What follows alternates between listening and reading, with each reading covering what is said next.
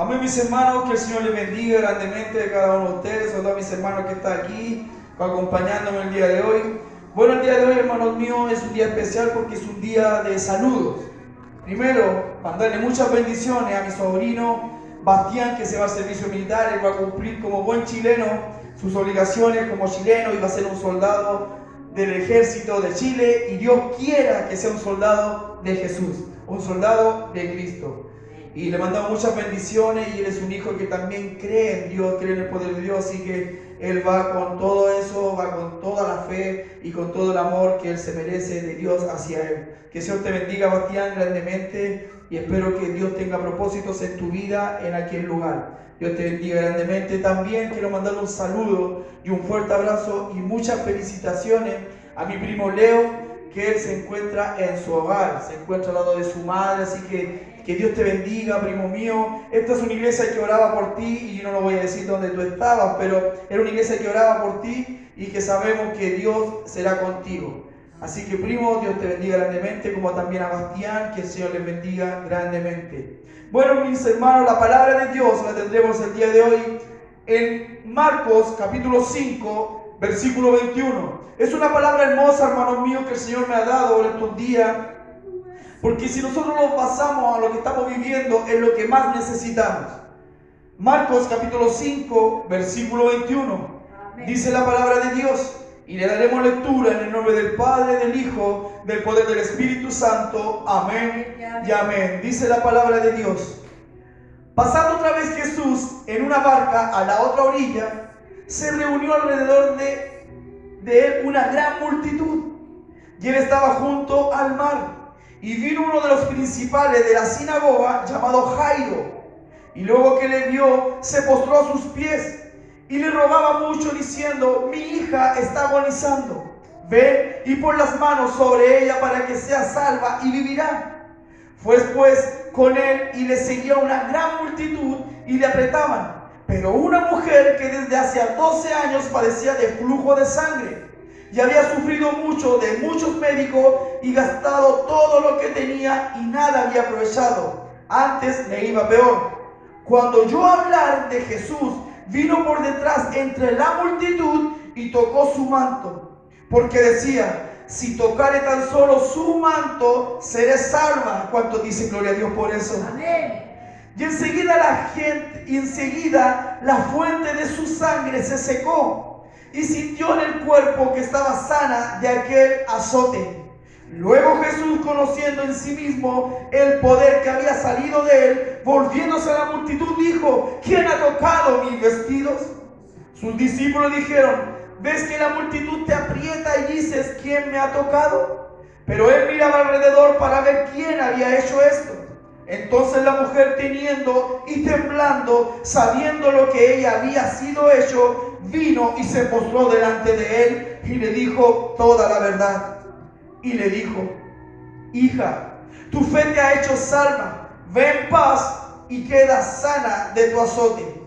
Mientras él aún hablaba, vinieron de casa del principal de la sinagoga diciendo: tu hija ha muerto, ¿para qué molestas más al maestro? Pero Jesús, luego que oyó lo que decía, dijo al principal de la sinagoga: no temas, cree solamente. Mire que era maravilloso lo que el maestro en un momento le dice a la gente: no temas, cree solamente.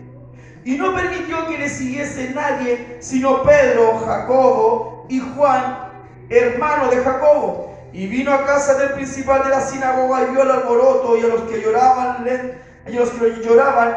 y lamentaban mucho. Y entrando les dijo: ¿por qué alborotáis y lloráis? La niña no está muerta, sino duerme. Hay gente, hermanos míos, que dice que esta es la palabra de Dios, se contradice, porque en un momento dice que la niña está muerta y luego Jesús dice que solamente está durmiendo. Lo que pasa, hermanos míos, que para la muerte, para Dios, es solamente un dormir. ¿Me entienden? Y se burlaban de él, mas él, echando fuera a todos, los tomó, al padre y a la madre y a la niña y a los que estaban con él. Y entró donde estaba la niña, y tomando la mano de la niña le dijo: Talita cumi, que traducido es: niña, a ti te digo, levántate. Y luego la niña se levantó y andaba, pues tenía 12 años, y se espantaron grandemente. Pero él le mandó mucho que nadie le supiese y dijo que se le diese de comer. Bendito Dios lleno de amor y misericordia, te doy gracias, Señor, por esta hermosa palabra donde tú nos vas a hablar sobre la fe, mi Dios amado, que tenemos que tener cada uno de nosotros, Señor, porque nosotros siempre esperamos un milagro en nuestras vidas, Señor. Gracias te doy, Padre, en el nombre poderoso de tu Hijo amado Jesús, Señor, por tu hermosa palabra, Padre mío, y te pido que en el sonido de mi voz, mi Dios amado, esta palabra caiga en buena tierra, Señor. Te lo pido, Padre, en el nombre poderoso de tu Hijo amado Jesús. Amén y amén. Que el Señor le bendiga, mis hermanos. Amén.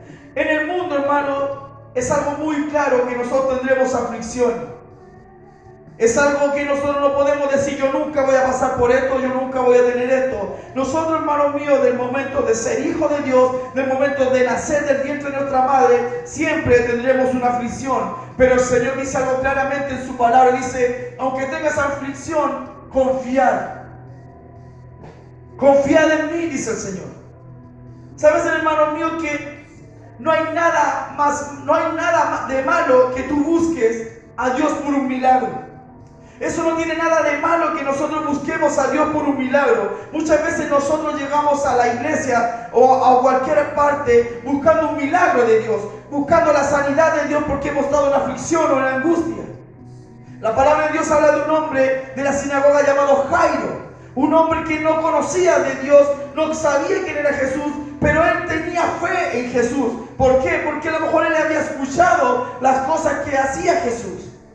Y así como Jairo, también hemos llegado nosotros a los caminos del Señor. Les digo eso, hermano mío, porque hay un espíritu, hermano mío, de egoísmo, un espíritu de celo, un espíritu de contienda que dice que nosotros solamente corremos al Señor por en busca de un milagro. Y eso es un espíritu inmundo que lo ha puesto el enemigo. ¿Por qué? Porque no tiene nada de malo que tú te acerques al Señor porque quieres venir a arrebatar tu bendición y porque quieres un milagro de Dios en tu vida.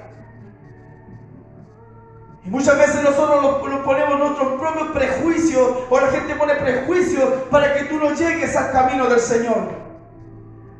Antes de cualquier cosa, tú y yo tenemos que buscar a Dios antes de correr al hombre. Es algo que tenemos muy claro. Nosotros antes de correr al hombre, buscar la solución en el hombre, buscar la respuesta del hombre, tú tienes que ir y, como decía la palabra, postrarte delante de Dios y decirle al Señor que te guíe qué es lo que tú necesitas en tu vida y qué es lo que tienes que hacer. Pero qué es lo que hacemos muchas veces los mismos cristianos, en vez de arrodillarnos y esperar la respuesta de Dios, buscamos la respuesta del hombre. Y cuando yo digo del hombre, hablo también de la mujer. Y quiero algo que lo sabemos muy bien. A Dios, hermano mío, le encanta que tú le traigas tu problema. A Dios le encanta que tú le traigas tu dilema o lo que estés pasando, porque Él sabe que lo puede solucionar. Y la gente te pone esa controversia, te pone ese obstáculo para que tú no lo hagas, te pone esa duda para que tú no te acerques al Señor de esa manera. En Hebreo, hermano mío, en Hebreo 11 dice la palabra de Dios que sin fe es imposible agradar a Dios. Tú puedes creer en Dios, puedes saber muchas cosas de Dios, pero lo más importante es que tú tienes que tener fe para que encuentres gracia en el Señor, para que le agrades al Señor. ¿Saben por qué les digo? Porque no solamente creer, porque las tinieblas, los demonios creen y tiemblan a la presencia de Dios. Y es por eso que nosotros tenemos que tener fe. Más que creer, tenemos que tener fe que el Señor es el que nos sana, el que nos salva. Y mucha gente habla de santidad, mucha gente habla de la comunión a Dios, mucha gente habla de que tú y yo tenemos que ser los perfectos. No, pero lo que tú tienes que hacer, lo que yo tengo que hacer es agradarle a Dios. ¿Y cómo tenemos que agradarle a Dios? Con fe.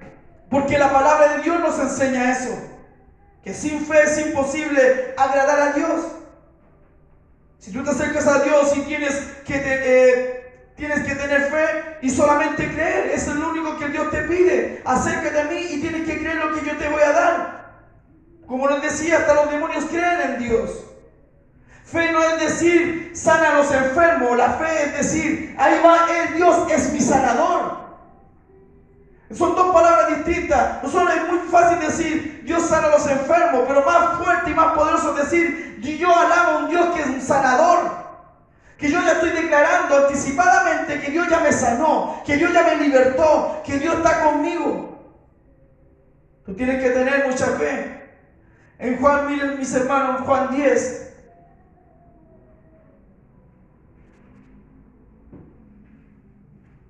Juan 10. Juan capítulo 10, versículo 37, dice la palabra. Si, aquí está hablando Jesús, hermano. Dice, si no hago las obras de mi Padre, no me creáis. Por eso es que nosotros tenemos que ser una iglesia con fe, una iglesia de milagro, una iglesia que donde el que llevó enfermo se vaya sano, se vaya saltando, se vaya corriendo porque el Señor lo sanó. Esta es una iglesia que tiene que ser así, porque dice Jesús, si no hago las obras de mi Padre, no me creáis. Imagínense. Por eso, hermano mío, tú y yo tenemos que buscar siempre al Señor, confiando en Él, que Él va a hacer la obra en nosotros. Mas si lo hago, aunque no me creáis a mí, creed las obras para que conozcáis y creáis que el Padre que está en mí y yo en el Padre. ¿Cuántas veces yo les he dicho, mis hermanos, que el Señor ya no se anda paseando como se dice?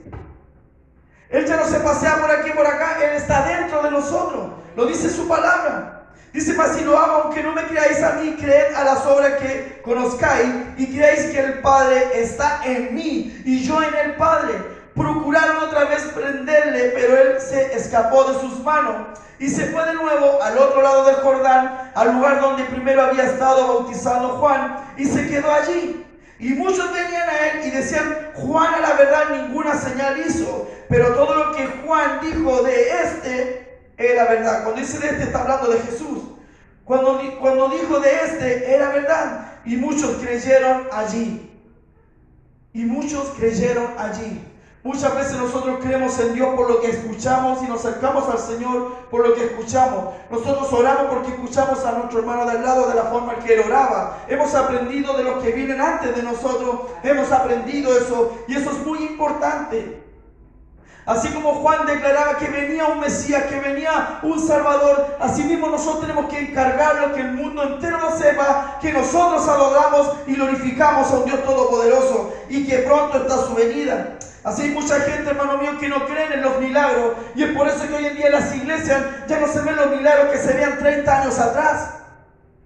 Pero gloria a Dios, hermano mío, que yo estando en esta iglesia, llevo 12 años en esta iglesia y he visto, hermano mío, milagros extraordinarios, milagros sorprendentes, milagros que a mujeres le dijeron 2 veces tú morirás y el Señor después le cambió sus documentos y todavía está viva. Y eso solamente lo hace el Señor. Hace muy poco también estuvimos orando en este lugar y el Señor salvó a una persona a lo mejor de algo terrible, pero aquí estábamos orando, estábamos desatando la trampa que el enemigo tenía en nuestra familia. Y eso que Él lo hace el Señor. ¿Por qué? Porque Él es omnipotente, omnisciente, Él es todo. Él está aquí, como también está en el sur, en el norte, en Estados Unidos, en Australia, en Italia, en todas partes está Él. Y ese es el Dios que nosotros adoramos y glorificamos su nombre. Nosotros tenemos que sentirlo, hermano mío, testigos de Dios. Nosotros tenemos que ser testigos de Dios, que Él hace milagros. Nosotros tenemos que ser testigos de eso, tenemos que decir al mundo entero lo que Dios hace en nuestras vidas, lo que Dios ha hecho en nuestras vidas para el beneficio nuestro como también para Él. Miren Juan 20, en Juan 20, hermano mío, dice la palabra de Dios. Vamos a ir rápido. Juan 20, versículo 30, dice la palabra. Dice, hizo además Jesús muchas otras señales en presencia de sus discípulos, las cuales no están escritas en este libro, pero estas se han escrito para que creáis que Jesús es el Cristo, el Hijo de Dios, y para que creyendo tengáis vida en su nombre. ¿Se da cuenta, mis hermanos? ¿Se da cuenta, mis hermanos, lo maravilloso que es el Señor? Lo extraordinario que es el Señor en nuestra vida. El propósito del Evangelio no es solamente palabras y palabras. El propósito del Evangelio y el propósito de que tú estés aquí en este lugar es para que tú hables del poder de Dios. Es para que hables la autoridad de Dios que tiene en tu vida como la puede tener en cualquier otra persona. Y nosotros tenemos que declararlo, tenemos que sentirlo de esa manera. Hay gente, hermano mío, que son anti-milagro, que todo lo parecen mal, que son anti-poder de Dios, que para ellos todo es locura. Sí, es locura muchas veces, pero cuando estamos en la presencia de Dios, a nosotros no nos importa lo que piense el hermano de al lado o lo que piensen los demás. Tú tienes que ser guiado por el Señor. La iglesia, esta iglesia, yo hablo de esta iglesia, no puedo hablar de otras porque no estoy en ella, pero yo hablo de esta iglesia. Esta casa de oración tiene que ser una casa de oración reconocida en todos los grados. ¿Saben cómo? Como una iglesia que llega un enfermo, se va sano. Viene uno perdido, encuentra la dirección de su vida. Esa es una iglesia que tenemos que ser destacados de esa forma, donde el que llegó inválido se vaya caminando, donde el que llegó leproso se vaya sano. Si el Dios que adorábamos antiguamente es el mismo de hoy, el Dios de Juan, de Pedro, de todo ello, el Dios del rey Ezequías, el rey de todos aquellos hombres de David y todos los hombres de la Biblia, es el mismo Dios que tú y yo tenemos ahora, el mismo poder. Él no ha cambiado, nosotros hemos cambiado. Y esa es la misión que tiene el diablo, hermano. Que ningún cristiano vea milagros de Dios. Esa es la misión que él tiene, arrebatarle los milagros. La palabra de Dios, hermanos míos, lo que acabamos de leer en Marcos 5:21, este hombre llamado Jairo, ese hombre llamado Jairo, él nunca vio a un fariseo sanando a un enfermo. Jesús en un momento él caminaba y vio a los fariseos que se sabían todo, se sabían toda la ley de Moisés, se sabían todo, pero Jesús les dijo algo a ellos: yo no puedo estar contigo y no puedo estar con ustedes. Y ellos hombres le preguntaron: ¿por qué no puedes estar con nosotros? Nosotros sabemos toda la Torá, toda la Biblia y todo lo que las leyes que Moisés puso, lo que Dios le dijo a Moisés. Sí, pero yo no puedo estar con ustedes porque ustedes se lo saben todo. Y ustedes ponen carga que ni siquiera ustedes llevan. Y hoy en día en las iglesias hay predicadores que colocan carga y ponen que tú no eres así. No puedes venir a la iglesia porque estás haciendo esto. No puedes venir a hacer esto si antes haces esto. Cosa que ni siquiera ellos hacen. Así es, Señor, ayúdanos, Padre. Tú para venir a la iglesia tienes que dejar de fumar. Para venir a la iglesia tienes que dejar de tomar. Y no se acuerdan cómo el Señor nos llamó a nosotros. El Señor cuando nos llama a nosotros, nos llamó cuando estábamos en delitos y en pecados. Y Él tuvo misericordia con nuestras vidas. Y nosotros estando en este lugar, el Señor hizo el cambio. No lo hice yo, ni lo hiciste tú. El Señor hizo el cambio. El temor de Dios en tu vida hace que tú dejes los vicios, hace que tú dejes lo malo. Pero ojo, hermano mío, cuando tú no sientes temor a Dios es porque todavía tienes espíritu inmundo en tu vida. Porque cuando nosotros empezamos a tener el Espíritu de Dios, cuando nosotros empezamos a sentir el temor de Dios, nosotros vamos a dar un paso en falso y el Señor dice: te estoy mirando mal. Y ahí empieza el temor. Ahí empieza uno a cuestionarse: no, Señor, perdóname. Por eso, hermano mío, este hombre estaba lleno de perjuicios. Nosotros, hermano mío, no tenemos que llenarnos de perjuicios. Dios no sana porque tú eres bueno, Dios sana porque Él es bueno.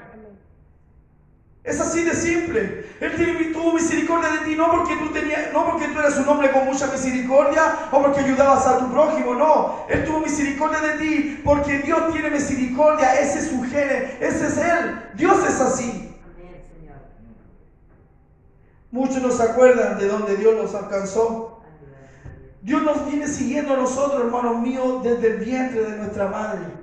Que tú llegaste a los 30, llegaste a los 40, llegaste a los 20 al camino del Señor. Gloria a Dios por eso. Pero Él te viene siguiendo desde el vientre de tu madre, porque la palabra de Dios dice: y yo te cogí del vientre de tu madre. Por eso que hay una palabra muy hermosa que habla que unos fueron en la mañana, uno al mediodía, uno en la tarde a buscar trabajo. Y el Señor los contrató todos. Esto es una parábola, hermanos míos, que tiene la Escritura. ¿Por qué? Porque el que llegó de los primeros dijo: yo llegué de los primeros, voy a ganar más que tú. Mentira. El Señor les pagó a todos lo mismo. Y el que ganaba más, el que llegó primero, reclamó diciendo: ¿por qué? Si yo llegué primero, ¿por qué tengo que ganar lo mismo que él? En lo espiritual es lo mismo, hermano mío. Si tú llegaste del vientre de tu madre, estás aquí, gloria a Dios por eso. Si tú llegaste con 30 años, gloria a Dios por eso. Si tú llegaste a este lugar con 40, 50 años, gloria a Dios por eso. Pero la paga será la misma que el que llegó con 1 año de edad.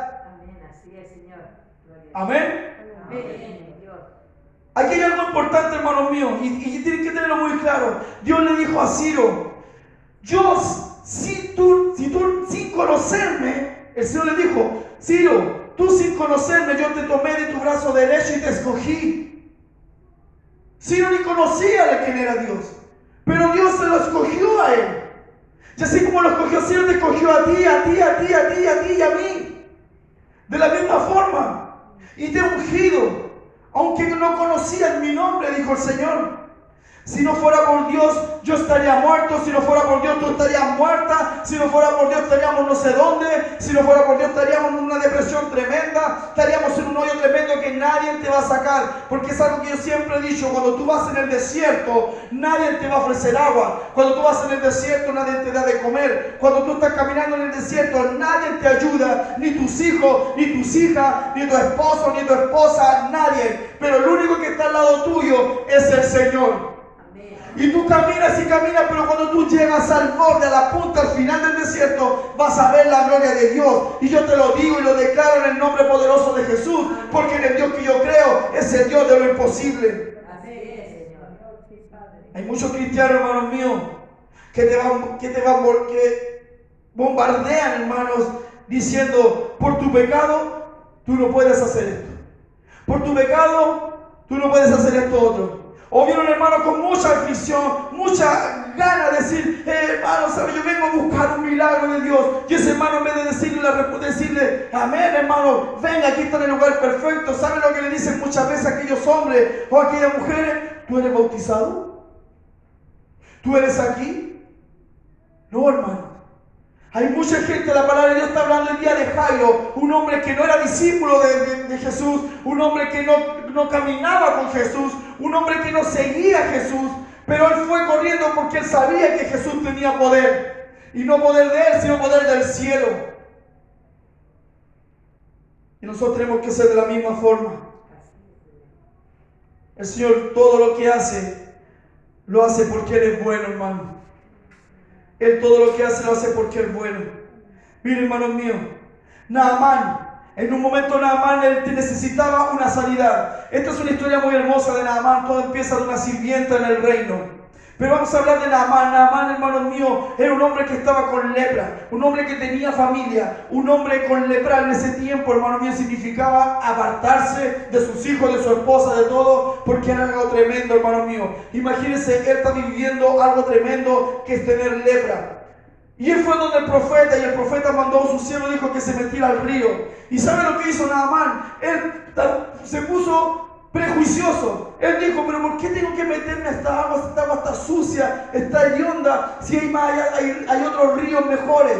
No, hermanos míos, no está en el agua, no está en el río, no está en nada, está en la fe en el Señor. Amén. Ese hombre dijo: no, tú ahora lo sumérgete 7 veces, serás sano. Pero no es porque sea el agua, no es porque era el agua del Jordán ni en el río de Juantito, no. Era la fe que tuvo Naamán en lo que le dijo el Señor. Nosotros no tenemos que mirar, hermanos míos, lo que sea al hermano, a la hermana o al instrumento. Nosotros tenemos que decir: yo pasaré aquí adelante, yo pasaré en el nombre de Jesús y me levantaré sano, restaurado, libertado. Amén. Entonces, mis hermanos, yéndole a la palabra, el hombre Jairo se incluye en el camino. Él se postra delante de Dios, se postra delante de Jesús, le dice que necesita que su hija sea sanada porque su hija está agonizando. Y Jesús va caminando y dije: vamos, hijo. Mientras iban caminando, hermanos míos, mientras iban caminando, pasaron los minutos, pasaron las horas, y entran caminando. Y una mujer afligida, dice la palabra, que llevaba 12 años enferma. Esa mujer decía: está rodeado, la multitud le sigue. ¿Cómo puedo llegar a alcanzar y hablar con él? Imagínense, hermanos míos, esa escena, ese cuadro, hermano, que ustedes quieren lo mismo y ven la multitud y quieren alcanzar a Jesús. Pero ¿qué pasa? Que esa mujer decía: yo me conformo solamente con tocar el borde de su vestido. Así es, Señor. Amén. Esa es la fe que tenemos que tener. Esa es la confianza que tenemos que tener en Jesús. Esa mujer caminó hasta que tocó. Y si Jesús siguió caminando y dijo: oh, algo pasó. He sentido que ha salido poder de mí.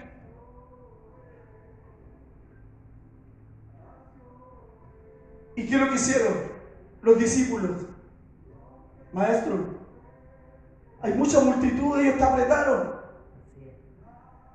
¿Y qué es lo que pasa hoy en día cuando tú vienes con una enfermedad o todo? Tú quieres venir y siempre hay alguien que te quiere detener. Siempre hay alguien que quiere detener la bendición en tu vida. Siempre hay alguien que quiere detener la bendición que Dios tiene preparado en tu vida. Pero ¿qué pasa, hermano mío? Si el Señor dijo que te iba a bendecir, así va a ser, porque Él no es un Dios que miente. Tú serás bendecida, tu bendición viene, tu bendición viene, tu bendición viene, y tú tienes que creerlo. Y esta mujer no dudó en ningún momento, fue y le tocó el borde de su vestido, y Jesús le dijo: ha salido poder de mí. Y esa mujer no aguantó, me dijo: sí, yo fui, tu fe te ha sanado, vete tranquila, le dijo el Señor, vete tranquila. Y así como esa mujer tienes que venir tú el día de hoy a la presencia de Dios, angustiada, afligida y con ganas de tocar solamente el manto de Jesús, y solamente buscar su rostro, y solamente buscar su mano, y decir: Señor, aquí estoy, sáname, ayúdame, bendíceme.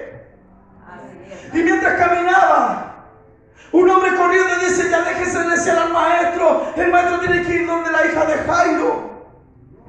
Y va otro hombre corriendo y dice: ya, ¿por qué sigue molestando? Es demasiado tarde, tu hija Jairo ha muerto. Y aquel hombre, hermano mío, afligido porque su hija está muerto. Imagínese, hoy en día usted recibe una noticia tremenda, dolorosa, diciéndole: oh, hermana mía, tu hijo, tu hija está muerto. Debe ser algo tremendo, algo terrible. Y ese hombre siguió confiando hasta el último en Jesús. Jesús le dijo: vamos, sígueme. Pero maestro, ya está muerta. ¿Para qué vas a ir? Está muerta. Y es por eso que yo le digo, cuando para la gente, para el hombre natural, la muerte es algo terrible, algo tremendo, algo que no tiene solución. Pero para Dios es solamente un dormir. Para Dios la muerte es solamente pegarse una dormida, porque Él puede levantar al que está muerto, como puede resucitar a muchos. Por eso, hermano mío, que cuando Lázaro murió, Jesús dijo: Lázaro, sal fuera. Dijo: Lázaro, sal fuera. Si Él hubiese dicho, sal fuera, hubiese levantado no solamente Lázaro, todos los muertos que estaban en ese lugar. Pero solamente dijo: Lázaro, sal fuera. ¿Qué les quiero decir? Que Jesús iba caminando y echó a todos para afuera. No me sigue nadie. Y le dijo a 3 nomás discípulos de Él: síganme, ustedes acompáñenme. Y se metieron al hogar, sacó a todos de la casa. ¿Por qué? Porque Jesús era un hombre muy prudente. Él no quería que esto se corriera el rumor, pero al fin Él tenía un propósito en todo esto, el Señor. Pero Jesús llega a aquel lugar y le dice: Talita Kumi, levántate. Qué hermoso. Qué hermoso. Dice: ¿por qué te alborotáis y lloráis? La niña no está muerta, sino duerme. Y se burlaban de Él. Mas Él, echando fuera a todos, tomó al padre y a la madre de la niña y a los que estaban con Él, y entró donde estaba la niña. Y tomando la mano de la niña le dijo: Talita Kumi, que traducido es: niña, a ti te digo, levántate. Y luego la niña se levantó y andaba, pues tenía 12 años, y se apartaron grandemente, pero Él le mandó mucho que nadie lo supiese, y dijo que se le diese de comer. Miren la fe. En un momento estaba muerta, pero el Señor llegó ahí y levantó. Y esta es la fe que yo quiero que tú tengas el día de hoy. Eso es lo que yo quiero que tú empieces a tener en tu mente, en tu cuerpo, en todo tu ser. Que empieces a pedirle milagros al Señor. Que tú necesitas ver milagros de Dios en tu vida. La bendición viene, hermano mío. La bendición viene. Hermano mío, la bendición viene y tú tienes que creerlo, tienes que enfocarte en lo que viene. La bendición viene. Y así como lo hizo el Señor con ella, lo hizo con nosotros. A lo mejor muchas veces nosotros estaríamos muertos, pero la misericordia de Dios los tiene hoy en pies. Pandemia o no pandemia, hermanos míos, el Señor los tiene en pies. Hoy en día, hermanos míos, hay una palabra que todos la estamos escuchando y que nunca la habíamos escuchado, que es sintomático. Que algunos tienen la enfermedad, otros no la tienen. Y así hay en las iglesias. Hay evangélicos sintomáticos que cualquiera lo ve, no se sabe si son espirituales, no se sabe si son evangélicos, no se sabe nada, porque ya ni siquiera ponen las manos sobre los enfermos, ni siquiera hablan del Señor, están encerrados en sus casas, están ahí acuartelados, siendo que el Señor dijo, ir por el mundo y predicar mi evangelio. Sí sé, hermanos míos, que hay que respetar las leyes, las que hay, pero hoy se ha respetado algo, que cada uno de nosotros tiene un minuto, o que sea 2 horas o 3 horas de permiso para alabar al Señor y glorificar su nombre. Si no quiere venir a la iglesia, anda a visitar al que está enfermo, anda a visitar al que está angustiado, anda a visitar al que necesita una palabra de Dios. En estos momentos la peor cosa es el decaimiento espiritual, la peor cosa, la peor crisis que está enfermando a la gente es el encierro. El encierro está enfermando a la gente. La gente no sale para ningún lado por temor. Hermanos míos, dice la palabra, caerá a tu lado mil y mira a tu diestra, mas a ti y a mí no llegará. Así es. Bendito Dios. Lleno de amor y misericordia, te doy gracias, Señor, en el nombre poderoso de tu Hijo amado Jesús. Señor, gracias por tu palabra, gracias, Padre mío, y todo esto, mi Dios amado, yo te lo pido, que llegue a buena tierra, Padre, en el nombre poderoso de tu Hijo amado Jesús. Amén y amén. Que el Señor les bendiga, mis hermanos, y de aquí de la iglesia le decimos siempre, que el Señor les bendiga. Amén. Shalom.